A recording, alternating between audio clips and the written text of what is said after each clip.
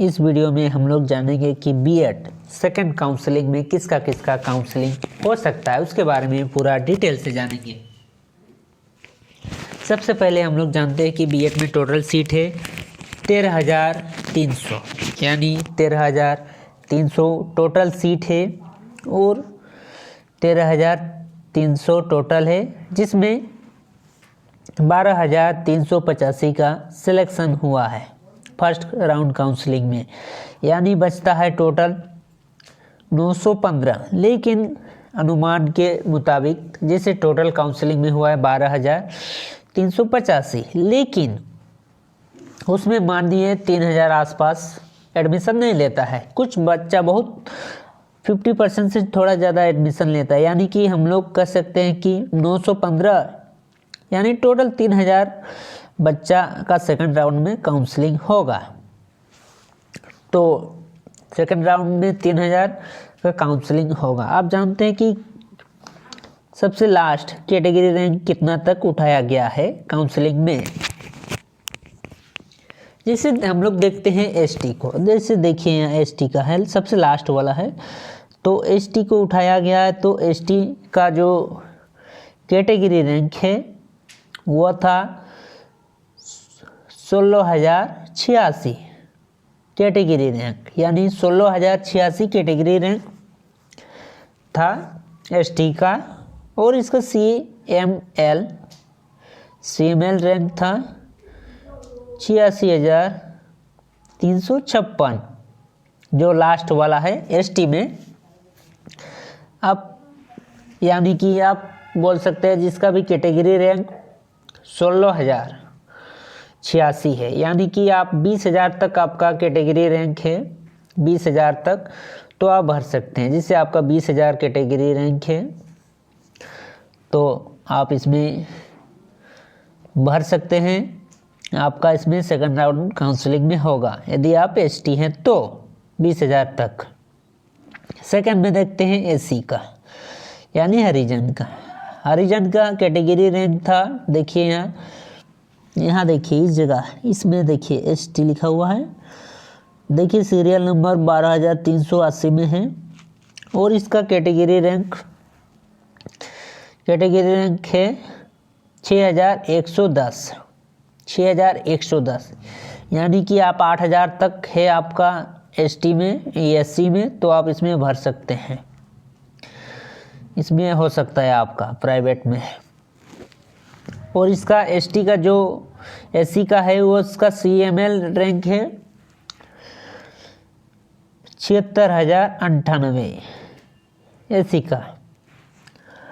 आप जनरल का देखते हैं, जनरल तो आप हम लोग जानते हैं जनरल का।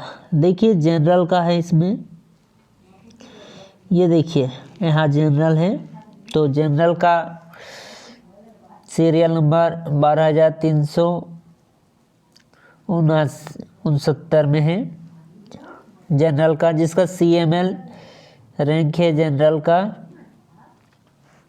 सीएमएल रैंक 75,743 इसका जनरल का 75,743।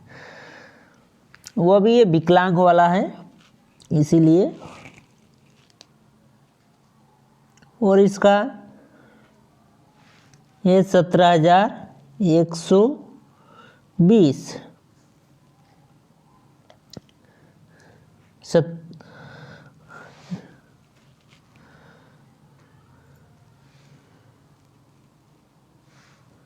तो इसमें आप 32,80 है, तो आप इसमें 5,000 तक इसमें जनरल में भर सकते हैं। 5 या 4,000 आसपास तक का सिलेक्शन हो सकता है।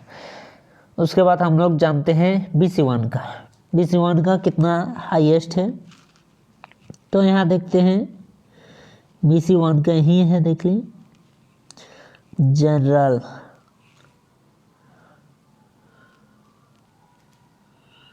या जनरल का आप BC हमें जानना है BC1 का। ये देखिए BC1 का सामिन अहमद अंसारी। तो BC1 का जो CML रैंक है BC1 के लिए आपका 30,116 और BC1 का कैटेगरी रैंक है 8,557। यानी कि आप भी इसमें 2,000 यानी 10,000 तक का कैटेगरी रैंक है। यदि आप BC1 में आते हैं तो आप इसमें भर सकते हैं, आपका शायद काउंसलिंग हो सकता है। BC1 में है आप होने से। आप बात करते हैं BC2 के बारे में। तो देखते हैं, यहाँ देखिए BC2 है,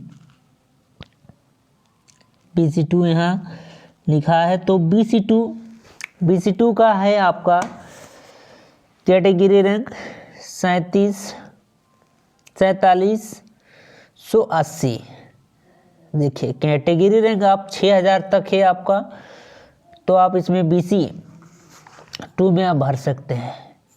BC2 में आप जानते हैं कि BC2 का टोटल सीट है, आपको पता ही होगा BC2 का टोटल सीट है 798। यानी टोटल BC2 में 798 का सिलेक्शन होगा। तो इसमें आप BC2 में 6,000 तक आपका कैटेगरी रैंक है तो भर सकते हैं, प्राइवेट में हो सकता है। तो इस तरीके से आप कोई भी कॉलेज में आप भर सकते हैं, जितना भी है आपका। इसमें हम लोग सारा BC1 BC2 सब के बारे में डिटेल इन्फॉर्मेशन दे दिए। तो आप यहाँ फिर से एक बार दोहराते हैं कि जैसे आप ST में हैं तो इसका ST का लास्ट कैटेगरी रैंक गया था 16,000, लास्ट गया था 16,086 ST में। और AC में कैटेगरी रैंक लास्ट है 6,110 कैटेगरी रैंक। और जनरल में तो आपको पता ही होगा, जनरल में कैटेगरी रैंक 6,000 नहीं 8,000 गया था, 8,010। BC1 में कैटेगरी रैंक आपका गया था 85,157। आप इसमें 85,157 कैटेगरी रैंक है।